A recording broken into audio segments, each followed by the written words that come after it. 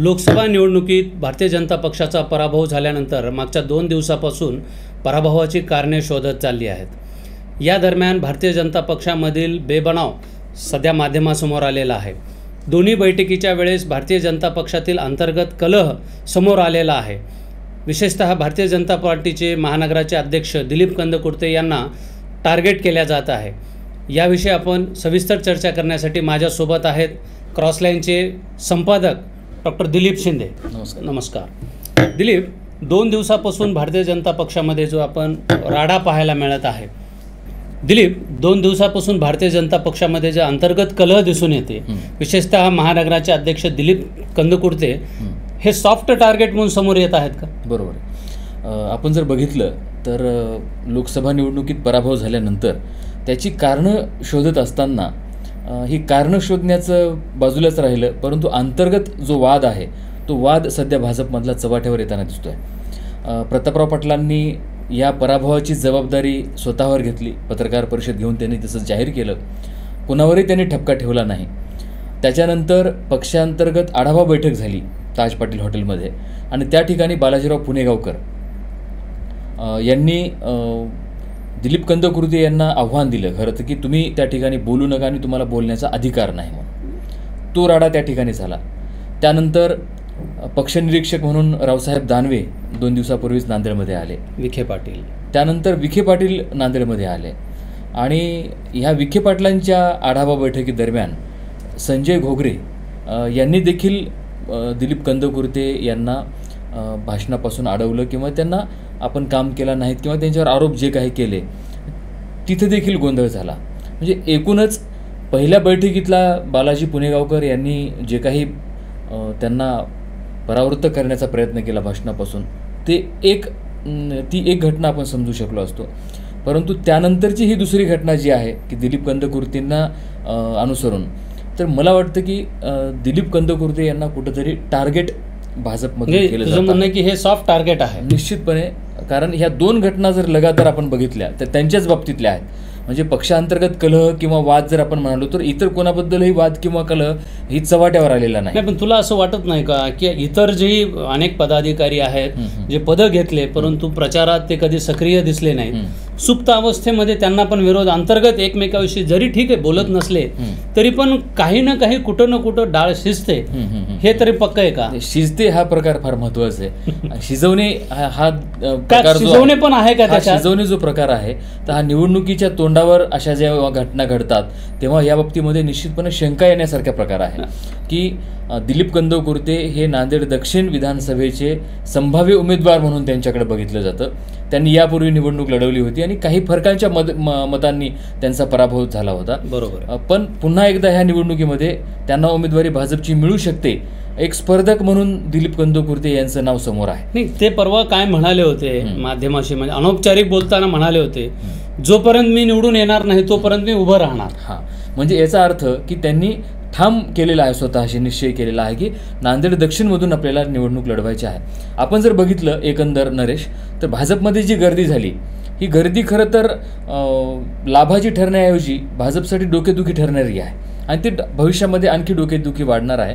कारण दक्षिण विधानसभेचा जर आपण विचार केला तर या ठिकाणी संतुकराव हंबर्डे जे आहेत भाजपाचे दक्षिण जिल्हाध्यक्ष, हे देखील इच्छुक आहेत आणि मग 2 उमेदवार इच्छुक, प्रबळ उमेदवार आपण ज्यांना म्हणूयात संभाव्य उमेदवार इच्छुक आहेत।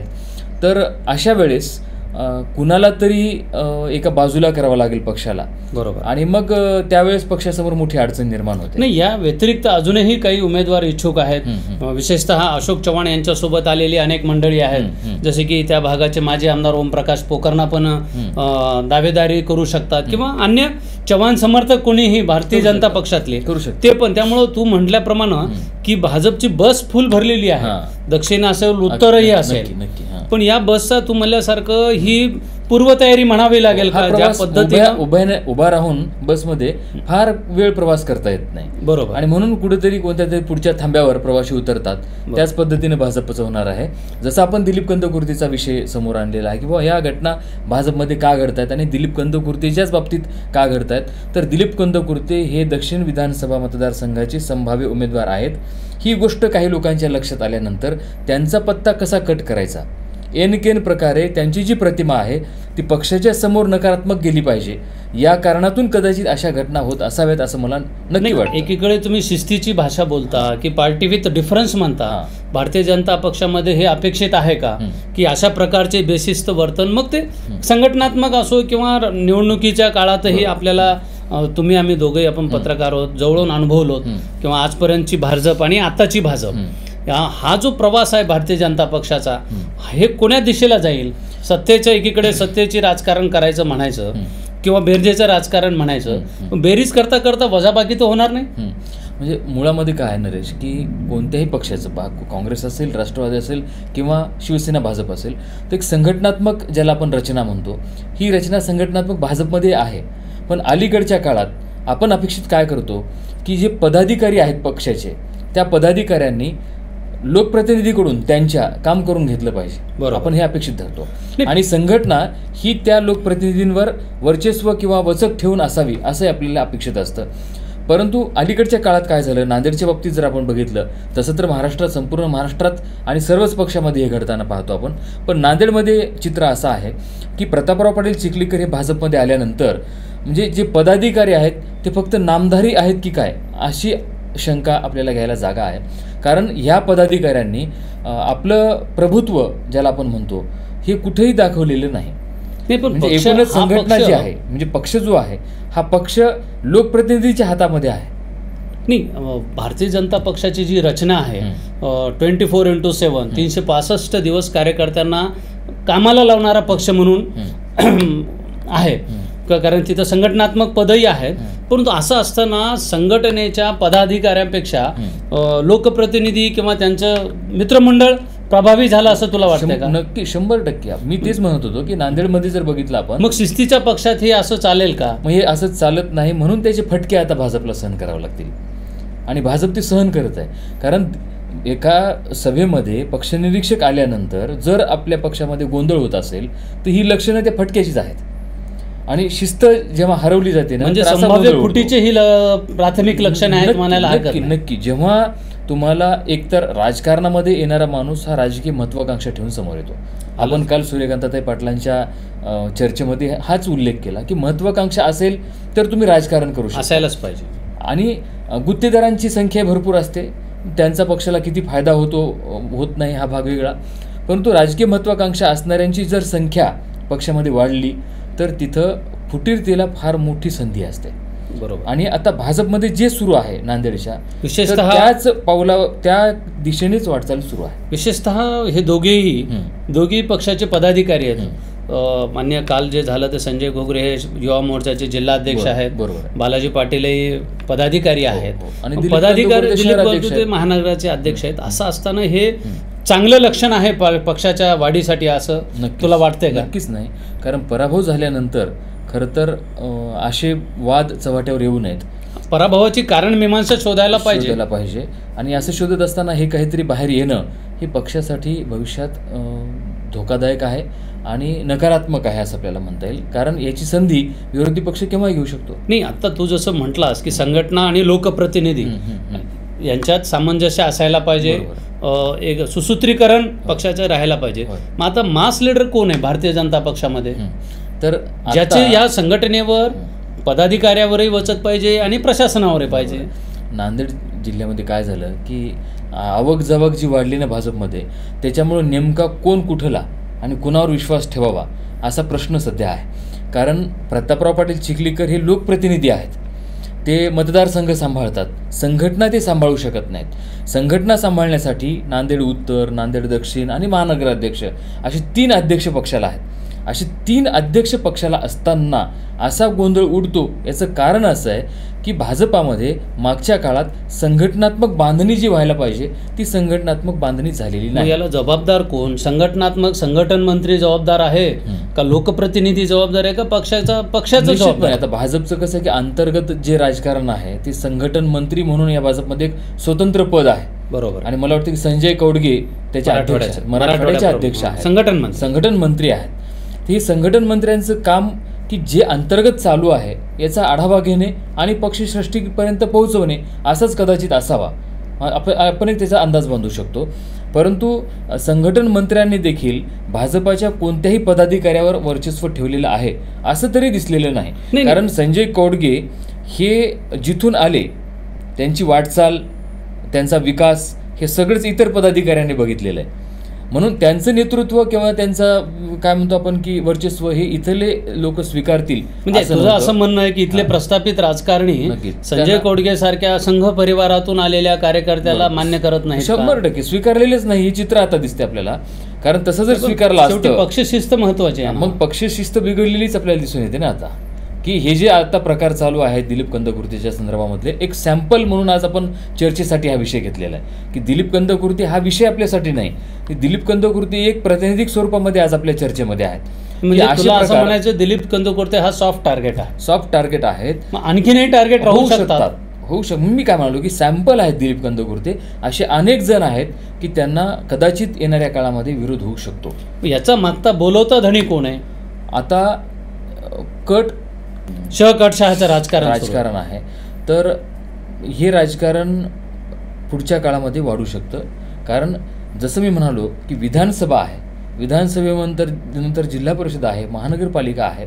तर या ठिकाणी ज्यांची राजकीय महत्वाकांक्षा आहे तर हे लोक असे प्रयोग करत राहतील. मग याचा अर्थ तुम्ही विरोधकाशी लढण्याच्या ऐवजी अंतर्गत कलांमध्येच तुम्ही संपूर्ण यादवी म्हणतो आपण, यादवी भाजपामध्ये यादवी सुरू झालेली आहे आणि ही यादवी भाजपाच्या येणाऱ्या निवडणुकांसाठी घातक ठरू शकते. कारण आपण जर बघितलं नरेश, तर आज दिलीप कंदकुर्ते जरी आपण विषय चर्चेला घेतलेला असला तरी मागच्या लोकसभा निवडणुकीमध्ये नायगाव विधानसभा मतदारसंघामधून राजेश पवार मदत करतील का, किंवा मुखेडमधून डॉक्टर तुषार राठोड मदत करतील का, असे अनेक प्रश्न अनेक लोकप्रतिनिधींवर उपस्थित केले गेले.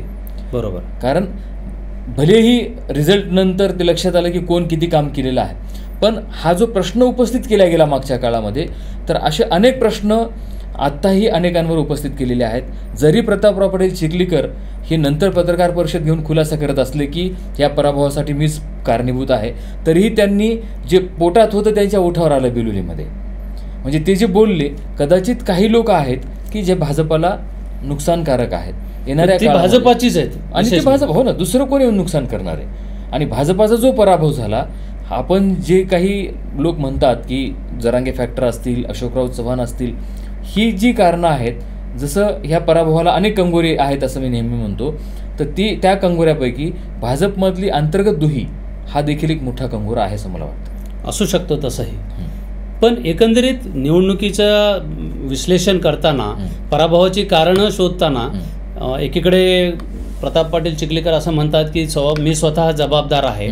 तर मग ही जे काही राजकारण चालू आहे किंवा हे जे एक विशिष्ट दिलीप कंदकुर्तेला ज्या पद्धतीनं दोनदा आपलं काय वैयक्तिक हे नाही, परंतु टार्गेट करण्याचा जो प्रकार आहे, तर मग काय नेमकं याच्यातून काय साध्य काय होणार? नक्की आपण याचा समारोप करताना मी तुला ह्या बाबतीत एक सांगू इच्छितो की एकदा झालं असतं तर ठीक, पण 2 वेळेस अशी घटना घडल्यामुळं मला वाटतं की दिलीप कंदकुर्तेच्या बाबतीमध्ये काही प्रश्न उपस्थित करून त्यांची प्रतिमा जी आहे ती मलिन करून पक्षश्रेष्ठींपर्यंत यांच्यामुळं भाजपमध्ये कलह आहेत किंवा यांच्या बाबतीमध्ये भाजपच्या अनेक पदाधिकाऱ्यांमध्ये नाराजी आहे आणि हे जर उद्या उमेदवार असतील तर आपल्याला पराभव स्वीकारावा लागेल किंवा पराभव होऊ शकतो, असं एक चित्र पक्षश्रेष्ठींसमोर नेऊन ठेवणे आणि हळूच दिलीप कंदकुर्ते यांचा त्या उमेदवारीपासूनचा पत्ता कट करणे, असा एक निश्चित डाव म्हणूयात किंवा एक खेळी म्हणूयात विरोधकांची, त्यांच्याच पक्षातल्या विरोधकांची जे उमेदवारीसाठी दावा करतात, कदाचित त्यांच्याकडून हे एक नियोजित काय म्हणतो आपण डाव आहे असं म्हणायला हरकत नाही. आणि याच्यातून दिलीप कंदकुर्ते कसं सावरतात हा देखील मोठा प्रश्न आहे. बरोबर आहे. मित्रांनो, आता आपण ऐकलं की दिलीप कंदकुर्तेच सॉफ्ट टार्गेट आणि भारतीय जनता पक्षाचा अंतर्गत कलह कोण्या दिशेला घेऊन जाईल. एकीकडे पक्ष विस्तारायचं भाषा बोलायची किंवा पक्ष विस्तारला म्हणायचा, आमचा पक्ष देशातला सर्वात मोठा पक्ष म्हणायचा, परंतु तो पक्ष सदृढ वाढ झाली का, निकोप वाढ झाली का पक्षाची, हाही चिंतनाचा विषय आहे. म्हणजे एक भाजपचा फुगा आहे, हां, विकास नाही. विकास ज्याला म्हणतो आपण पक्षाची वाढ किंवा विकास, तो निकोप वाढ ज्याला वाढ म्हणतो ती नाही. कारण ही वरवरचा पापुद्रा आहे, हा पापुद्रा कधी गळून जाऊ शकतो आणि भाजपाला याचं नुकसान होऊ शकतं. बरोबर. समारोप करताना मला असं वाटतं दिलीप की भारतीय जनता पक्षात दिलीप कंदकुर्तेला ज्या पद्धतीनं कलह भाजपमध्ये चालू आहे किंवा कंदकुर्तेला ज्या पद्धतीनं टार्गेट केल्या जात आहे, हे एक प्राथमिक स्तरावर आहे. भविष्याच्या येणाऱ्या निवडणुकीत जर असंच वातावरण राहील तर याच्यावर भाजप श्रेष्ठी काय विचार करेल, काय निर्णय घेईल, हे पाहणं आपल्यासाठी औत्सुक्याचं ठरणार आहे. मला वाटते यापुढे आपण या आणि अन्य विषयावर आपण असंच चर्चा करू. आपण इथंच थांबू. नमस्कार.